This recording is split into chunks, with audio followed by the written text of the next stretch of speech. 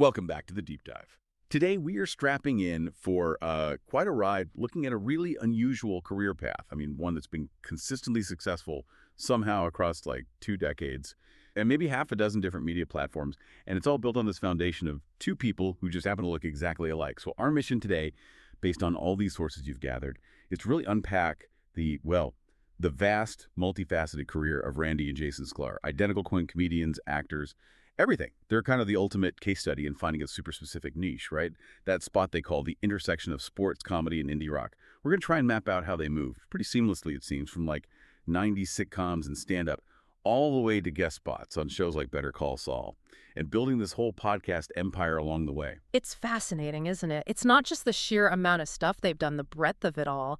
It's the foresight, maybe, the adaptability you'd need to jump between platforms like that and keep your core brand solid. We're talking about a career that goes from hosting cheap seats on ESPN Classic, which was pretty niche. Yeah, love that show. To doing really deep personal stuff on NPR's This American Life and like winning awards for web series way back when nobody was really doing that. So succeeding in stand-up and sports commentary and this long-form podcasting thing, it just shows how resilient that unique twin host identity really is. That kind of media hopping and sustaining it, that's incredibly rare. Okay, let's get into it. Let's unpack this. Start with the basics. Their identity, where they came from, and how that twin thing first became, a professional tool. All right, so these guys, they're real Midwesterners. Born January 12, 1972. St. Louis, Missouri. Grew up in the suburbs, Jewish family. And what's interesting, the sources say the comedy decision wasn't like a whim after college. It was something they decided on and really firmed up during their time at the University of Michigan. Both went there, both in Alpha Epsilon Pi. Right, that shared experience, that shared goal in Ann Arbor that really set the stage. They didn't just, wait around for an opportunity. They went out and made one. So 1994, they've got their degrees, but they're clearly focused on performing. They make that move, the classic move, to New York City. And that's where they started hammering out that style, that coordinated back and forth, super high energy stand-up thing in all the clubs. And that environment, it kind of forced them pretty quickly to figure out how to use their biggest asset. The fact that they were identical, that synchronized thing. And it worked, didn't it? Yeah. That New York grind paid off surprisingly fast. Got them that first big TV break, crucial one. Established them as writers and performers. It was 97, right? With that MTV show, App 2F. Short-lived, but pretty influential from what I gather. Yeah. Oh, yeah. We need to pause on App 2F for a sec. Even though it was just one season, you got to understand why it mattered so much. Late 90s MTV. They were trying all sorts of things, right? Blending sketch, stand-up, sitcoms, trying to grab that young audience.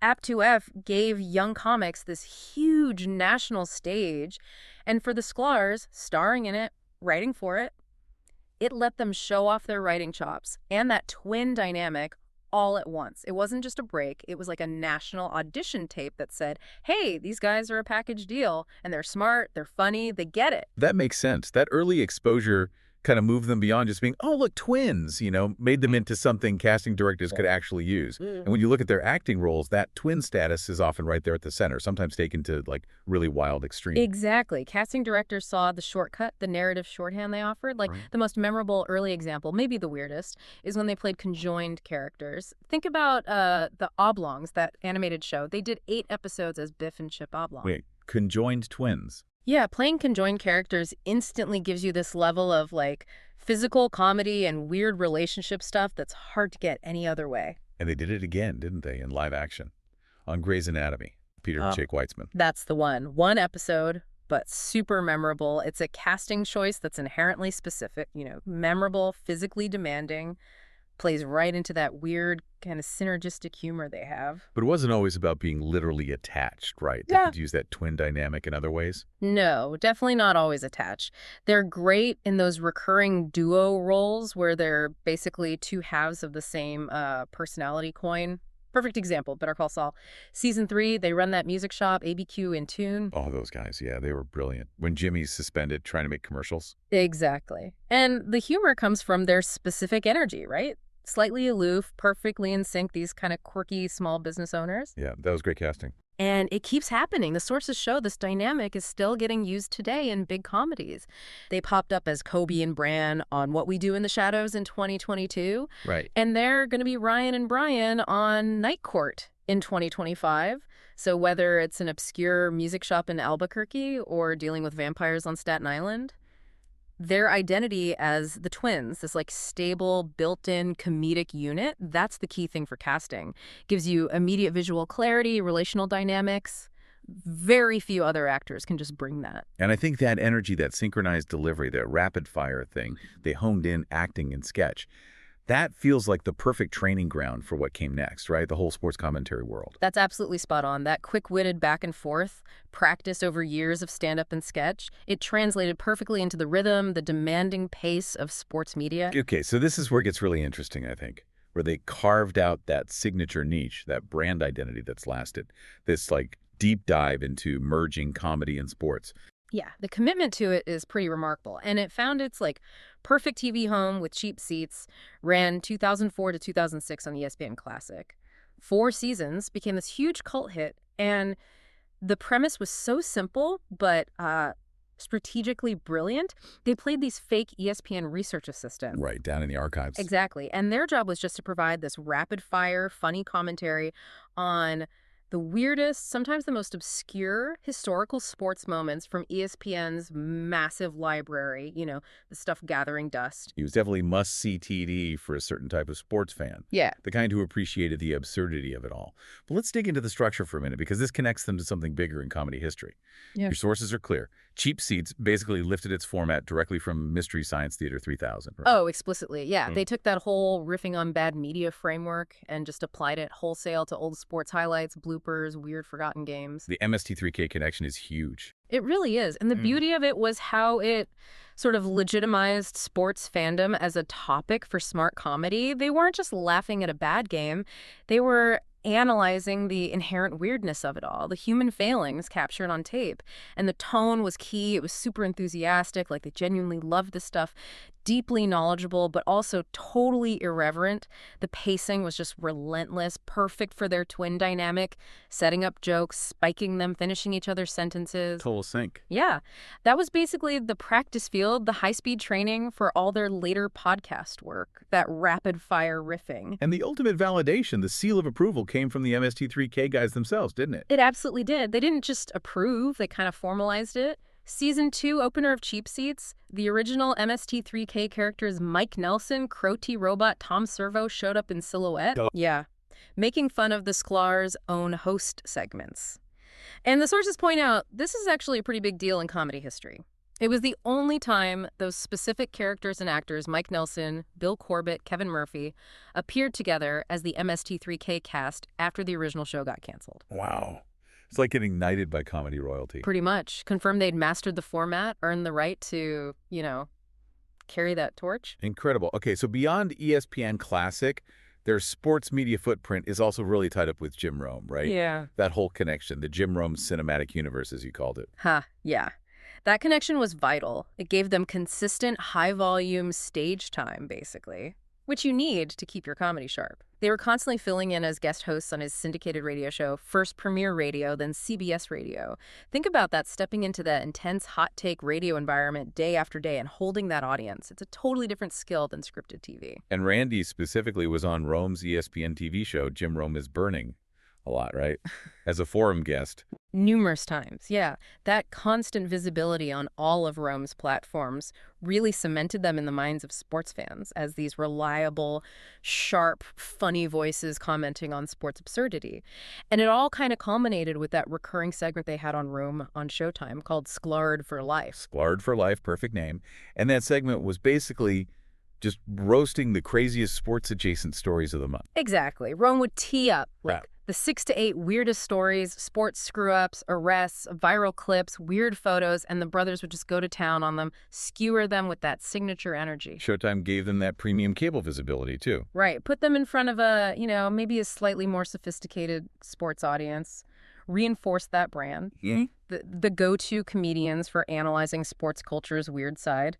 And doing that segment regularly, having to come up with fresh, sharp commentary on topical stuff under pressure, that was essential practice for the conversational flow of podcasting. That ability to just riff endlessly on some dumb news story. They were perfecting it right there. And we can't forget their roots. Got to mention their St. Louis pride and that ESPN2 special, Utility Men.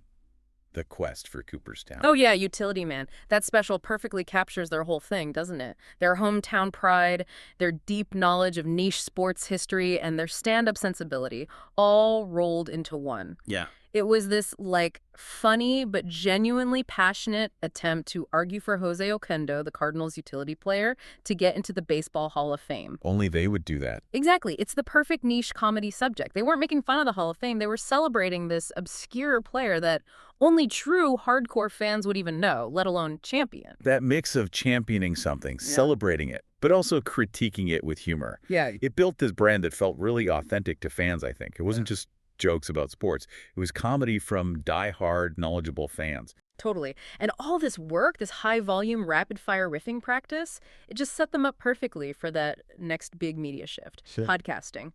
Yeah, looking at their career path, that move into podcasting, it was a really smart business decision. Masterful, even. All that earlier work, the casual riffing style from Cheap Seats, the constant radio hosting with Rome, it was basically like a decade-long boot camp for the podcast format, long-form, conversational. And podcasting gave them two really crucial things. One, much deeper engagement with their fans. And two, maybe more importantly, total creative freedom. No network notes.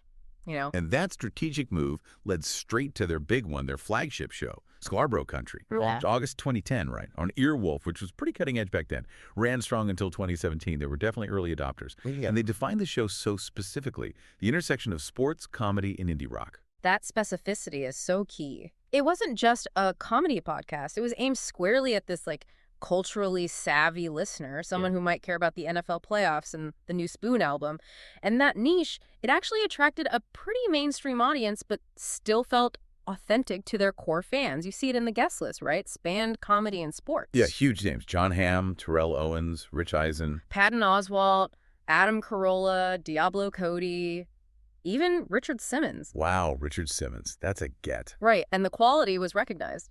2012, Sklarbro Country gets nominated for Best Podcast at the Comedy Central Comedy Awards on TV. That's big. Solidified them not just in sports media, but in the mainstream comedy world, too. But here's where you see the business brain working again. They saw the value in, like, more listener touch points and maybe testing out a spin-off format that didn't rely so heavily on booking those huge guests every week. So summer of 2012, they launched a second show, Sklarbro County. Right, the shorter midweek snack episode, they called it, which feels like a smart move. Keep people engaged midweek. And they brought in Dan Van Kirk as a co-host, right? Yeah, Dan Van Kirk, up-and-coming character comic. Bringing him in was key. And the premise for County shifted, moved away from the sports analysis, more towards just pure chaos, pure absurdity. Van Kirk's job was basically to find these insane news stories, people doing incredibly dumb or silly things, and the Sklars and the guests would just riff on them, like a writer's room, just tearing stories apart. And that format, low effort to produce, high absurdity, turned out to be super durable. And they basically gave us the mission statement for that whole vibe in one perfect, insane anecdote. They said something like, if there's a 30-person brawl at a Chuck E. Cheese. Oh, yeah, the quote, it's legendary. In Tampa, at a 5-year-old's birthday. Yeah. And it spills into the Burlington Code Factory parking lot. And ends with someone defecating in an ex-boyfriend's hatchback. Yeah, they'll be there to make fun of it. That quote, it's like, comedic genius in its specificity perfectly nails their target. Low-stakes crime, high-level stupidity, people just hurting themselves through sheer dumbness. It's the absolute peak of the dumb people genre. Nailed it. And because that format was such a hit, when Sklarbro Country wrapped up in 2017, they just transitioned smoothly into what they're doing now, which is arguably even bigger, Dumb People Town. Dumb People Town. Yeah. Still going strong, twice a week now. Basically, the Sklarbro County model, so Dan Van Kirk, structure's pretty efficient, right? Yeah. Get a comedian guest, talk about their stuff for a bit. Right, keeps the comedy connection. And then dive into those outrageous news stories. But now they're mostly sent in by listeners through social media. Exactly. Which shows their mastery of the modern media game. They essentially crowdsourced an infinite supply of content. The listeners find the absurdity for them, and shows the show never runs dry. And the focus is totally on people messing up, hurting themselves, doing things that just make no sense. That low-stakes, high-entertainment sweet spot. It's their hallmark now. They figured out their core skill was dissecting human stupidity with humor, and they built this whole self-sustaining podcast universe around it. It really is a blueprint for how you can monetize a very specific, critical voice. Okay, let's switch gears, though. From the weekly grind to their big, high-concept stand-up specials. Those really prove how committed they are to integrating their whole brand. Right, moving beyond the podcasts and the sports stuff, we got to look at their stand-up specials, because these aren't just, stand-up shows. They're these uniquely framed, high-concept productions that really lean into their whole brand. They've done 3 main specials, right? 2 half-hours for Comedy Central presence. Yeah, one in 2001, another in 2009. Those were more standard showcases. Good stuff, but pretty typical format for the time. But the one we really need to dig into is their first hour-long special. What are we talking about? Netflix, iTunes, 2014. That one, yeah. The production wasn't just clever, it was like total immersion. The ultimate fusion of their stand-up and their sports commentary careers. They framed the entire thing like an NFL playoff game. Recorded it at the Majestic Theater in Madison, Wisconsin. But it wasn't just like hanging a few pennants. They went all in. That had to be expensive, right? High production value. Oh, absolutely. The commitment to the concept was total. They basically turned a stand-up taping into a mock sports broadcast. And the special had these specific, really targeted cameos from the sports world, treating the comedy show like it was some high-stakes game. Think about the logistics building and running a whole NFL Network-style set for a comedy special. And who did they get involved? It was some big names, wasn't it? Significant names. Rich Eisen, anchor for the NFL Network, he hosted a roundtable discussion. Analyzing their comedy? Yeah. Analyzing their jokes with actual NFL players, Dwight Freeney, Terrell Thomas, and the actor Omar Dorsey, who has a football background. That's wild. It creates this amazing meta-commentary, right? They weren't just bringing sports guys on. They were having these serious analysts apply that over-the-top sports rhetoric to, like, joke construction.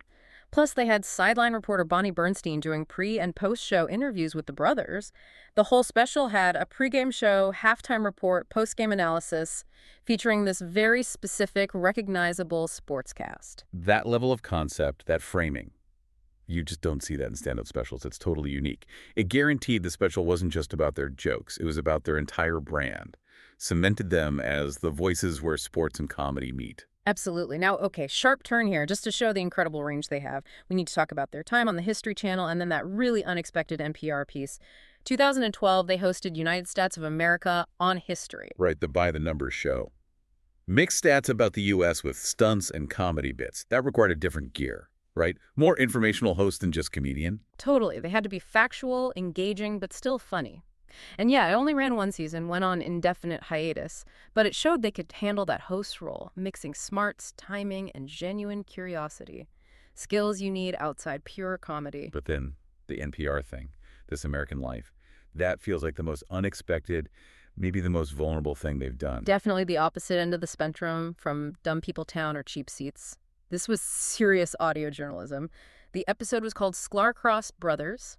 And it was about this deeply personal, lifelong family mystery. Which was? A rumor, a suspicion, really, that had apparently persisted in their family forever, that their mother might have accidentally switched their identities when they were babies. Whoa. Okay, wait. Going from jokes about sports bloopers to investigating whether your mom mixed you up at birth on NPR, that's a huge tonal shift. How risky was that for their brand? What did that prove? Yeah. Massive risk, yeah. But it paid off because it showed their storytelling was authentic. They were willing to put the fundamental question of their own identity out there for a compelling story.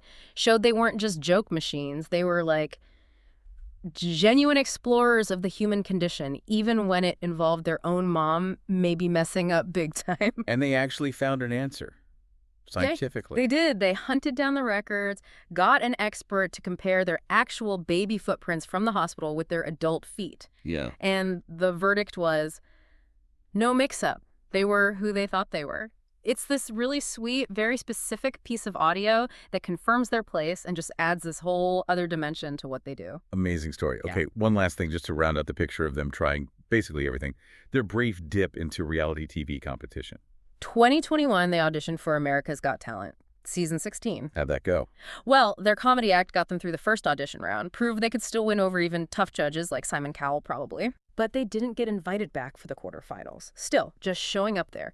It shows that consistent willingness to put their act, their brand, in front of literally anyone, even the most mainstream, sometimes challenging audience. Okay, so zooming out now, looking at the whole career, the whole model, it's clear they weren't just the twin guys, right? They had serious writing chops, individual acting range. They proved they could do more than just play identical characters. Oh, absolutely. And we need to really acknowledge their writing skill and how early they jumped on digital stuff.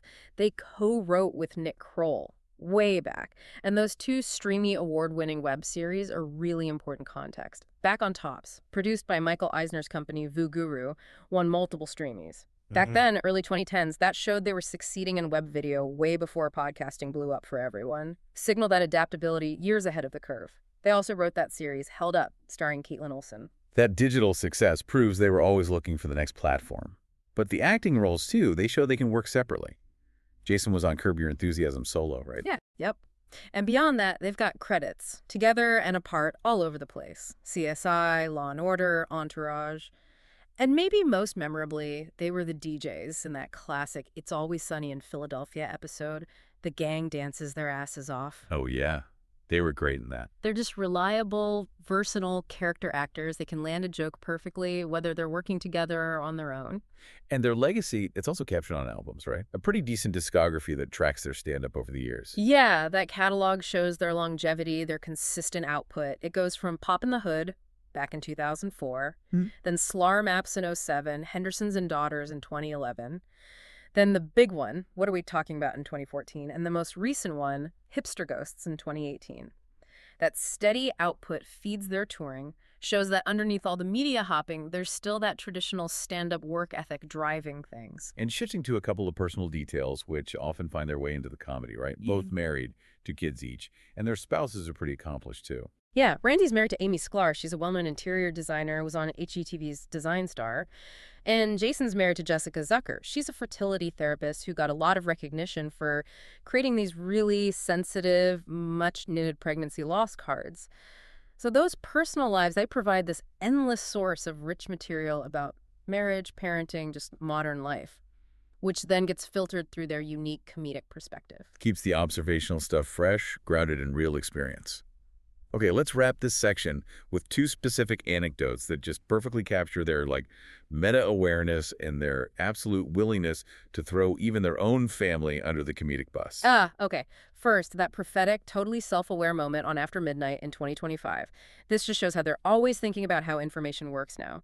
Jason Sklar said on the show something like, the way ChatGPT is being used, unchecked, it's going to be the end of Wikipedia. Okay, bold claim. Yeah. But the punchline. The perfect Sklar moment was him realizing, as he said it, that very statement, his prediction, would immediately, ironically, end up on Wikipedia itself being debated. That's brilliant. The media feedback loop in action. Exactly. Commentary becoming the news itself just captures the speed and absurdity of digital info today.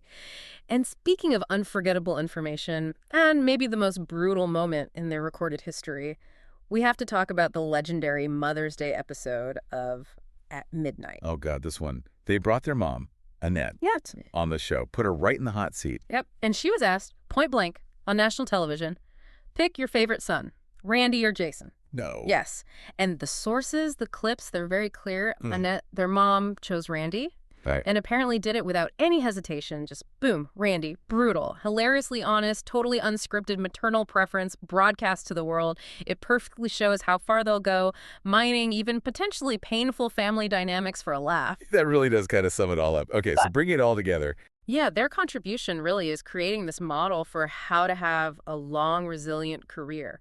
They successfully took their unique twin thing, their sharp wit, that very specific blend of sports love and high-energy comedy, and they just translated it across every new media platform that came along, cable TV, web series, now the whole podcast universe. They found that unique voice, that niche, and just stuck to it, whether they were riffing on an old wrestling clip from the 80s or some dumb celebrity tweet from yesterday. Totally. Their blueprint is all about jumping on new things early, keeping the brand consistent, and strategically using that twin identity. So what does this all mean for you listening? The Sklar Brothers really show that having that signature, that super defined niche, whether it's, using an NFL pregame show for your comedy special or dedicating a hit podcast to laughing at dumb people stories, that is absolutely key. Key to standing out, key to staying relevant when the media landscape is so incredibly crowded. They built this recognizable, sustainable, adaptable brand around what they were passionate about. And the work, the deals, the loyal audience, it all followed from that. So let's leave you with this. Thinking about Jason's comment, his very self-aware take on ChatGPT and the future of information, consider this, their current podcast, Dumb People Town. It thrives on listener stories, right? Real-world human stupidity, human absurdity. It's fueled by genuine human folly. What happens to a format like that if, or maybe when, AI starts generating perfectly dumb but totally plausible behavior? Fake news reports, fake crime blotters, fake stupid action for them to riff on. Will that irreplaceable human element, that genuine, unpredictable spark of real stupidity, always be funnier, always win out over the digital simulation? Or could the lines blur? Something for you to mull over. Thanks for taking this deep dive with us.